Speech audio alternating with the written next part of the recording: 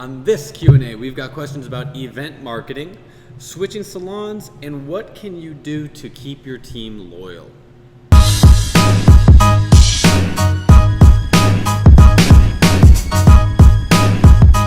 Ask away, it's F&F Q&A.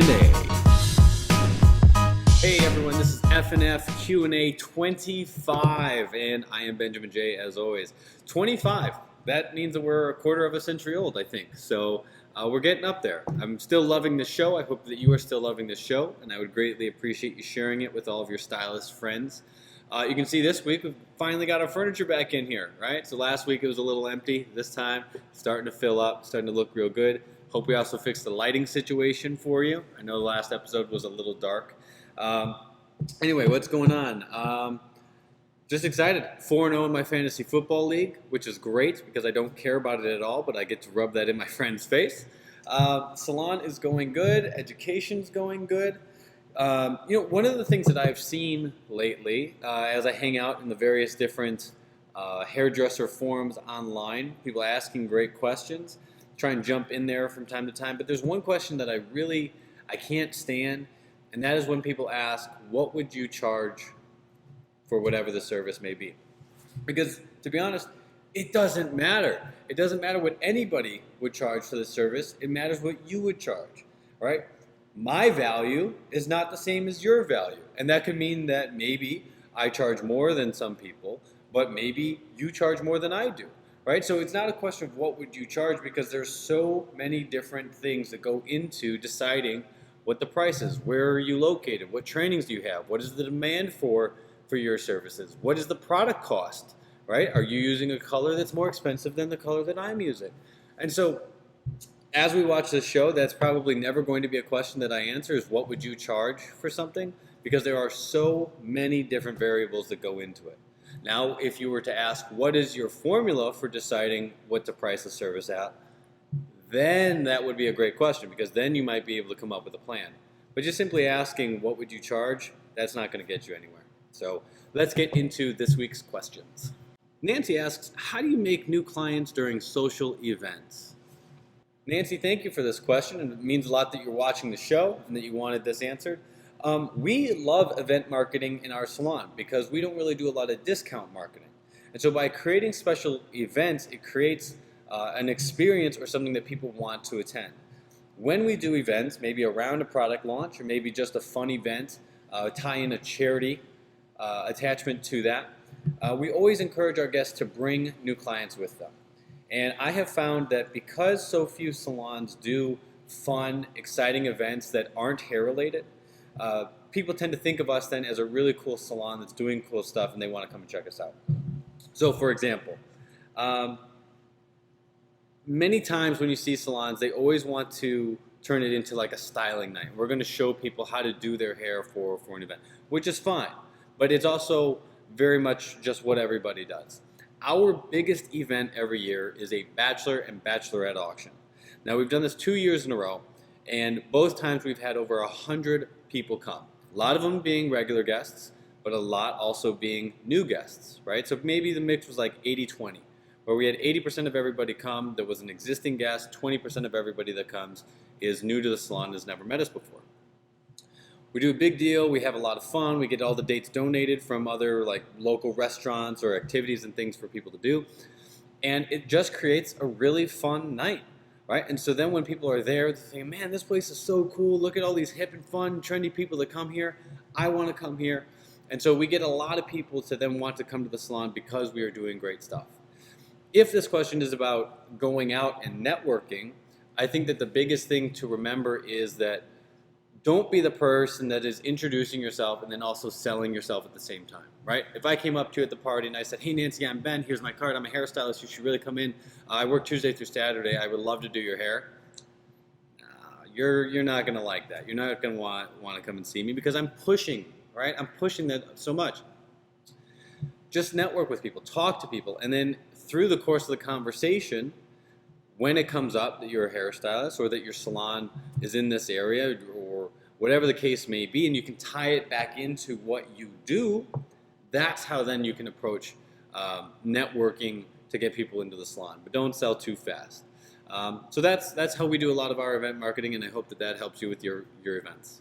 This stylist asks, I recently moved into my own suite after being with a salon for almost 4 years. Well, now I have a salon owner who wants me to join his team and wanted to know what you think about moving. I've only been at these 2 salons since I've been a stylist and don't want my clients to get the impression that I'm not stable. This is a great question because I think that this is a real concern for many people whenever they start to relocate and that they've already built up a clientele. The reality is that nobody wants to be known as the jumper, right? Because as we jump, that means that we're creating inconsistencies for our guests. I would say that if you are seriously considering this move, you also need to consider what are going to be the benefits to the guest for following you, right? The reason for this is, from a business perspective, if this new salon, if they have a lower rent, that would probably be a big plus, right? Because then we could save a little bit of money, keep doing our business. The guest doesn't care about our rent, though. What the guest cares about is their salon experience. So in this new location, what is going to be the benefit to the guest, right? Is it going to come with free parking? Is it going to have a receptionist so that they can make their reservations easier, or online booking? Is the facility nicer, right? That would be a benefit.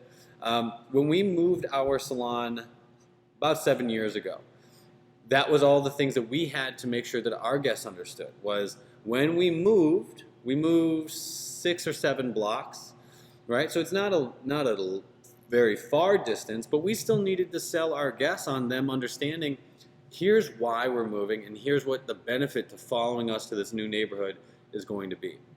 So I think that you need to really know what those benefits to your clients are going to be, and then express that to them so that they can get excited about following you to this new place.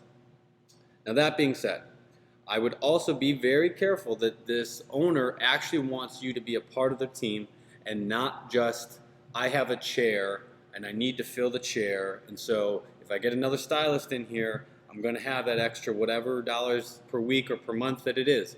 Because you got to keep in mind, that is his business model, right? Anytime somebody is a landlord or owns a rental salon, their business model is taking care of their guests, but also making sure that those other chairs are filled and the rent is coming in, all right? So focus on what are going to be the benefits, not just for you, but for your guests, and then make sure that it is truly a place that you want to work and that you're not just letting somebody pressure you into joining their salon because they need to fill their chairs.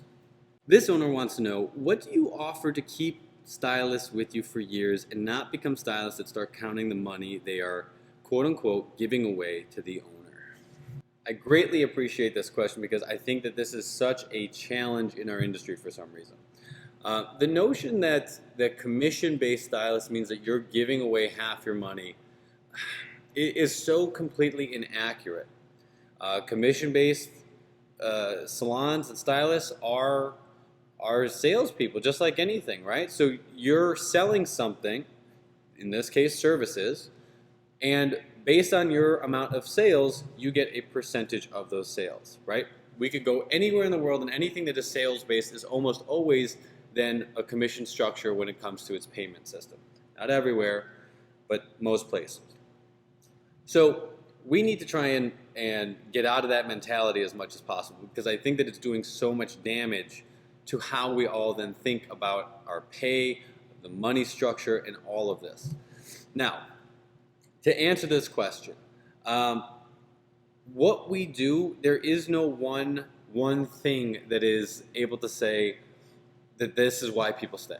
Right? I can't say, well, I think on the last episode recently I said that we provide the tools for everybody at their stations, and we do. But that's not the reason that people stay. You know, we offer 401k programs, but that's not the reason people stay. We pay well, we have a good commission structure, but that's not the reason people stay. We've got a great culture. That might be part of the reason people stay, but that alone is not the reason people stay. We offer amazing education. We have ongoing programs for people. We have a career path. That's not the one reason people stay. It's a combination of all of these things coming together that makes it why people want to stay. Salon owners need to understand that the way that you create a loyal team is by being loyal to your team. And by the way that you create that loyalty for them is by giving into them, and I don't mean like their demands, but giving to them more than they think that they are giving to you. Okay, so let's just say a salon is on a 50-50 commission structure. If you have a stylist that does $2,000 this week, and it's going to be $1,000 and $1,000, as the salon owner, you need to be making sure that you are having that stylist feel like they are getting $1,100 worth of value out of being part of your team. All right? So if that means through marketing, you're helping them, or through education, you're building them, or through a culture that you've created that when they come to work that they are happy, that the facility is up to date and clean and fresh, right? Whatever it is that you are going to be giving them, you have to be providing more value than they think that they are receiving. We call it the value proposition. I know that I talked about it in a past episode, but I really, truly believe that it is the most important thing that owners can do for their team, is making sure that there is enough value coming back to the stylist so that the stylist can continue to grow, and this will continue to be a place that they want to be a part of. If you don't have that, then what ends up happening is people get to a point where they go, why am I even here? I could be doing so much more somewhere else. I'm getting kind of tired because there's no career path left for me to go. There's nothing else for me to achieve here, so I need to find a new challenge in order to do that. Always, always, always, always make your team first, and always give them more than they think that they are giving away, and you will then be able to build a loyal team. So this was episode 25. I hope you guys really liked it. I personally, I really liked my answers for all three of those, but I'm a little biased. So I would greatly appreciate you dropping your questions into the comments below. That will help us continue to make this show awesome and continue to build real-world education out of the questions. As always, you can follow me online, various social media, but please follow Form and Function Salon Education as well. Other than that, we'll see you on the next episode. Thanks.